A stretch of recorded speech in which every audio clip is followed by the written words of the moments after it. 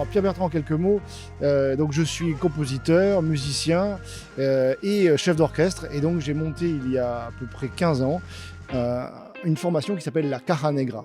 Et la Caja Negra, ça veut dire la boîte noire. C'est un peu lié à l'image d'un avion. Un avion, la boîte noire d'un avion qui voyage et qui enregistre tout ce qu'elle trouve. On ne sait pas trop ce qu'il y a dedans, mais au final, il y a quelque chose qui sort. Et donc, c'est comme ça que la Caja Negra est arrivée dans le paysage du mondial du rhum. Alors mon actualité aujourd'hui, donc c'est toujours la Caja Negra qui est très active et qui a plusieurs disques à son actif, dont un qui est en préparation, qui va s'appeler Or, comme l'or tout simplement, mais c'est un petit jeu de mots avec Orient, donc encore sur la thématique du voyage, et un autre disque qui s'appelle Hope, qui lui est sorti en ce moment, en plus petite formation, c'est-à-dire en quartet, mais avec l'Orchestre Philharmonique de Nice. Alors donc, j'en profite aussi pour parler du voyage et de dire que la plupart des projets que je fais depuis quelques années sont toujours liés au partage et à l'échange entre les différentes populations, par exemple d'Europe, où là j'ai monté grâce à la Caja Negra et à certains musiciens qui sont dedans qui me servent de coach, un projet qui s'appelle European Jazz Companion et qui permet aux jeunes professionnels de se frotter, comme dans le compagnonnage, aux musiciens confirmés et d'affiner leur métier directement avec des grands professionnels et en apprenant à la création d'un bout à l'autre de la composition jusqu'aux répétitions, aux tournées, etc. et à la vie de l'orchestre. Et puis aussi, j'aime beaucoup le fait de faire des orchestres avec des musiciens de nationalités différentes. Donc là, par exemple, on a une formation qui s'appelle...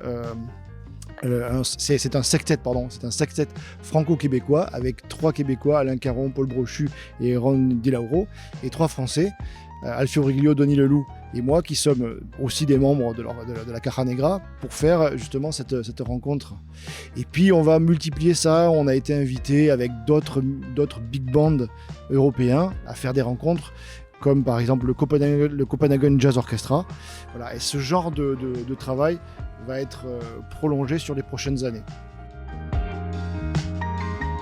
Alors les prochains concerts, donc nous avons toute une série de concerts à Paris au son de la Terre en petite formation pour roder le prochain spectacle, et forcément ce concert que tout le monde attend le 14 février en big band avec la Caja Negra, Paloma Pradal, Sabrina Romero et André Ceccarelli à la batterie, donc un formidable big band, jazz, flamenco et musique latine. Alors la culture du rhum est forcément associée dans l'inconscient collectif, et je suppose aussi historiquement, aux musiques des Caraïbes.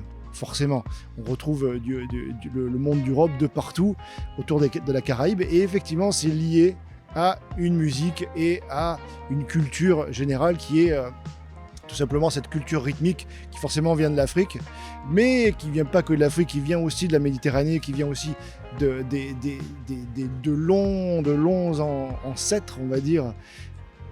Et donc cette relation du rhum et avec la culture du rhum, avec la culture musicale du rythme, est très très liée, et c'est pour ça qu'on va pouvoir faire des ponts culturels entre la musique et la culture du rhum.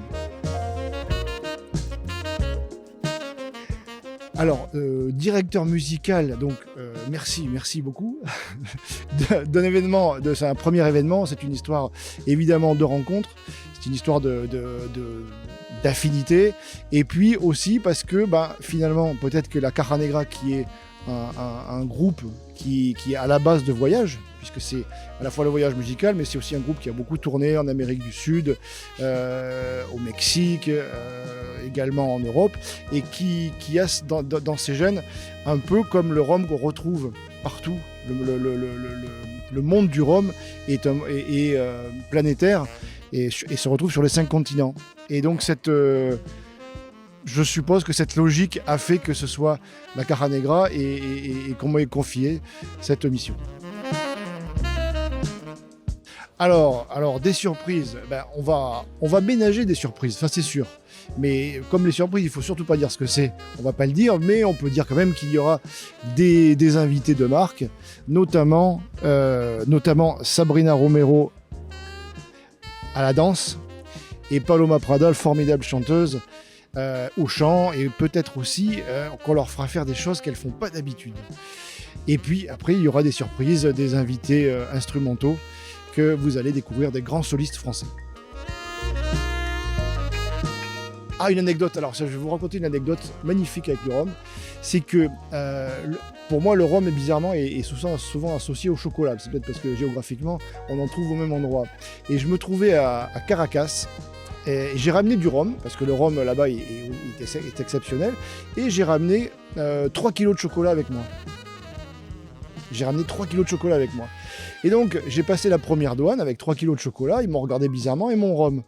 Et quand je suis monté dans l'avion, il y avait encore une douane au milieu de la rampe d'accès. Et là, le militaire m'a arrêté. Il m'a dit, mais les gusta chocolate, les gusta mucho. et il pensait qu'en fait c'était une diversion et que j'avais mis de la drogue dans le rhum. Et il s'est mis à prendre des bouteilles de rhum, à les secouer comme ça pour voir s'il n'y avait pas un dépôt. Voilà, c'est mon anecdote. La date, c'est le 14 février au Palais Brognard. Et c'est exceptionnel parce qu'il y a très rarement des concerts au Palais Brognard, donc on sera dans un lieu magnifique, un écrin magnifique pour cet orchestre qui est en fait très rare finalement, parce que la Caja Negra, on le fait rarement en big band, seulement pour des occasions exceptionnelles. Et donc on vous invite à venir fêter cet événement avec nous. Nous vous attendons de pied ferme, avec la ferme intention de vous surprendre. Le 14 février au Palais Brognard.